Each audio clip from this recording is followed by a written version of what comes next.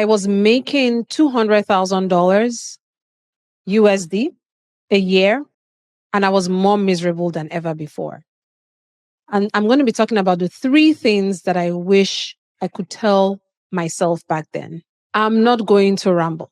I'm going to go right into it.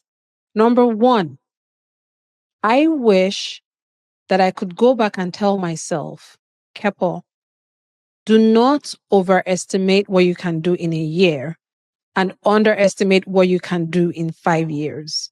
Because I always put so much on myself and I put so much pressure on myself, like in this 1 year, I must achieve this, I must do this, I'll start this business and it will start making 6 figures in 2 months. And all of that is just very unreasonable. But then I wasn't thinking long term. Like, hey, if you actually just did 1% better every day, if you just focused on that, or you just focused on doing 1 hour towards that business every day, imagine what it could be in 5 years. I was very impatient. I am still working on that. Anyone who knows me very well knows that.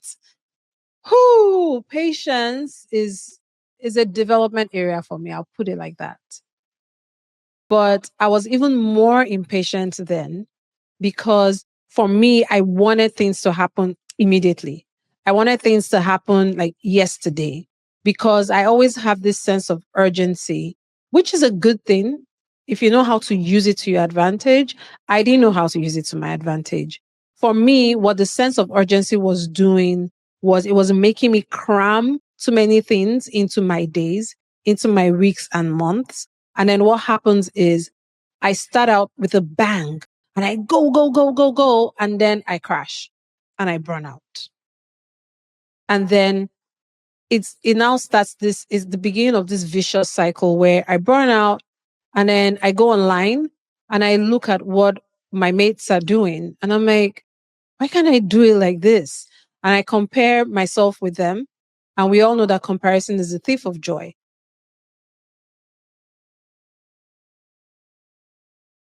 I'm ashamed and I feel discouraged. And I feel like, oh my gosh, I don't even know what I'm doing anymore. And then because of that, I try to double down, even in my burnout stage. I double down on my efforts, but I'm doubling down on the wrong efforts because again, it's coming from a place where I'm just trying to rush. And then because I double down, I get even more tired and the burnout is even more real. So I burn out more. I go online, I look at what other people are doing, and then the cycle continues.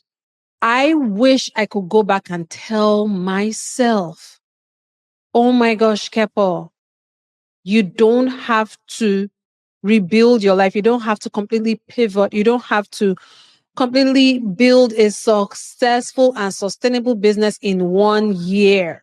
You can give yourself a couple of years to do it. Why? Well, because first of all, I'm not working on the business full time. That's number 1. I need to be realistic with how I plan my days, my weeks, with the kinds of goals that I'm trying to achieve. I'm not saying play small, but there is a balance between playing small and just overdoing it to the point where you burn out, right? So if I could just go back and tell myself, like, Kepo, pace yourself. Eventually you will get there. You don't have to do all of this in 1 year. But how about you think about it in terms of what you can get done in 2 years, in 3 years?